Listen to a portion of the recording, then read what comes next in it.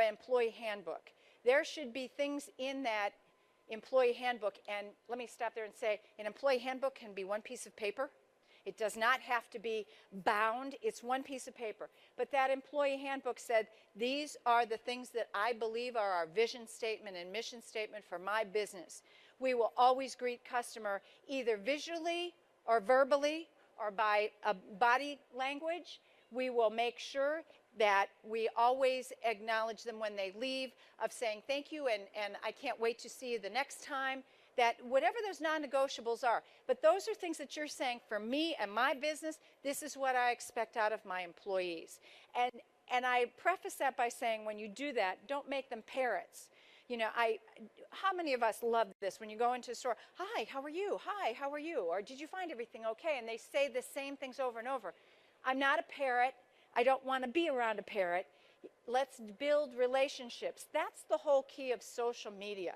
Social media between Twitter and LinkedIn and Facebook, all of those things are about building relationships, letting me figure out who you are by not even meeting you face to face. And when I do meet you face to face, I know something about you. So to me, those are the non-negotiables of where you say, everyone I hire, this is what you're going to do. Let me give you an example real quick. When I was in the one Halloween store, and this is fine to have your sales associates dressed in costume, but I could not see her face because she had one of those full screened mask things. And I was kind of like, I don't know whether she was like looking at me or I didn't know where to look. You know, and I'm handing her my credit card and I just felt, excuse the pun, it was a little spooky. Okay?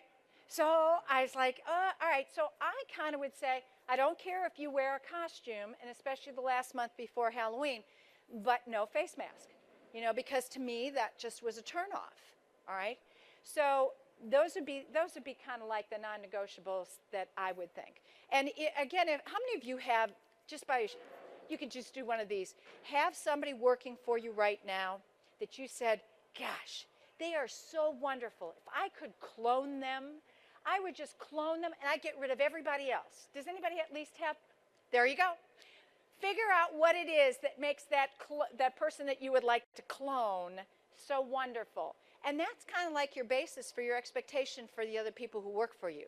If that person is the person, always there, always smiling, always excited to be at work, always great with customers,